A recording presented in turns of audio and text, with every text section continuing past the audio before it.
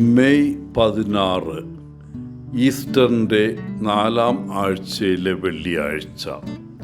യോഹന്നാൻ 14:1-6 വരെ വാക്യങ്ങൾ.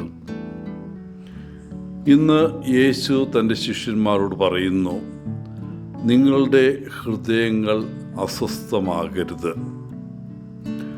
ഒരു നിമിഷം നമുക്ക് നമ്മുടെ ഹൃദയത്തിൻ്റെ അവസ്ഥ ഒന്ന് പരിശോധിക്കാം. നിങ്ങളുടെ ഹൃദയം ഏതെങ്കിലും വിധത്തിൽ അസ്വസ്ഥമാകുന്നുണ്ടോ? അങ്ങനെയെങ്കിൽ നിങ്ങൾ എന്തിനെക്കുറിച്ചാണ് വിഷമിക്കുന്നത്? നിങ്ങൾ നിങ്ങളുടെ ആശങ്ക യേശുവിനോട് പറഞ്ഞിട്ടുണ്ടോ?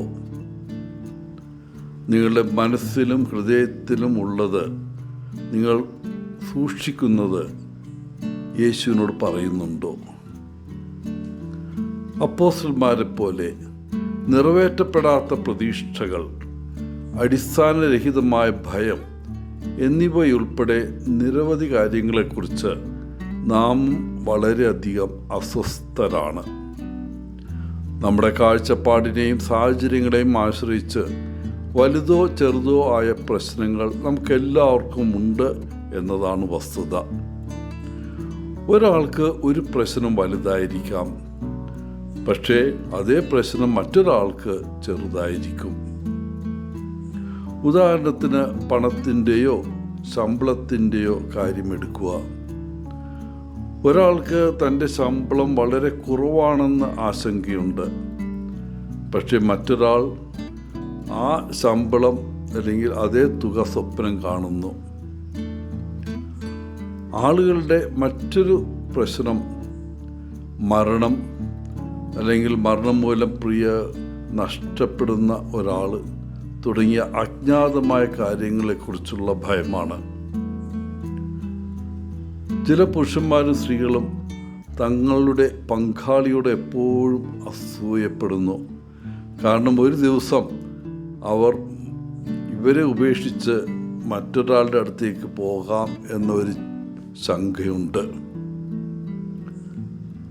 നമ്മുടെ ഏറ്റവും വലിയ പ്രശ്നങ്ങളേക്കാൾ വലുതായ സർവശക്തനായ ഒരു ദൈവം നമുക്കുണ്ടെന്ന് നമ്മൾ ഓർക്കണം.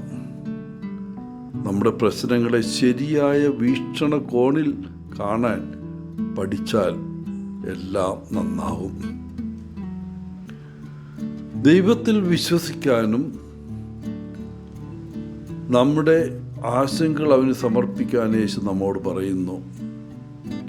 നമുക്ക് ശരിക്കും ദൈവത്തിലും യേശുവിലും ആത്മാവിലും വിശ്വാസമുണ്ടോ?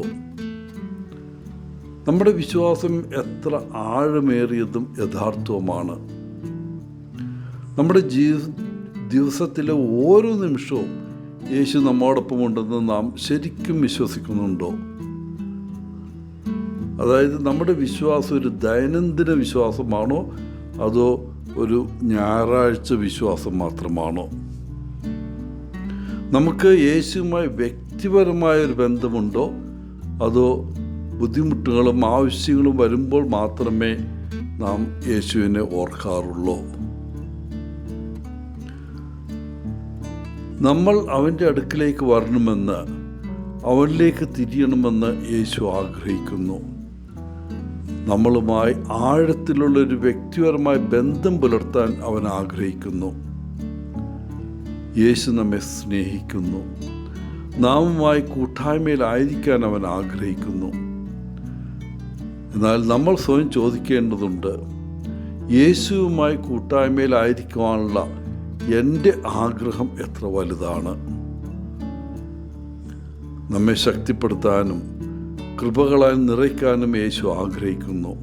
പക്ഷേ അതിന് നമുക്ക് തുറന്ന മനസ്സും അവനിലേക്കും അവൻ്റെ സാന്നിധ്യത്തിലേക്കും സ്വീകാര്യമായ ഹൃദയങ്ങളും ഉണ്ടായിരിക്കണം. പ്രിയപ്പെട്ടവരെ, ഇന്ന് നമുക്ക് നമ്മുടെ പ്രശ്നങ്ങളെല്ലാം, ആശങ്കകളെല്ലാം, ഭയങ്ങളെല്ലാം യേശുവിൻ്റെ അടുക്കൽ കൊണ്ടുവരാം. യേശു നമ്മോടൊപ്പം നടക്കും, നമ്മെ ശക്തിപ്പെടുത്തും, നമ്മെ സുഖപ്പെടുത്തും, നമ്മുടെ ഹൃദയങ്ങളെ സന്തോഷിപ്പിക്കും. അവിടുന്ന് യഥാർത്ഥത്തിൽ നമ്മുടെ വഴിയും സത്യവും ജീവനുമാണ്.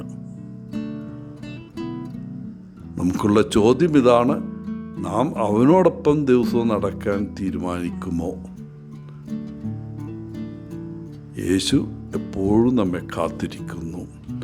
എല്ലാവർക്കും നല്ലൊരു ദിനം ആശംസിച്ചുകൊണ്ട് ഒത്തിരി സ്നേഹത്തോടെ പോളച്ചൻ ഫ്രം ബാംഗ്ലൂർ.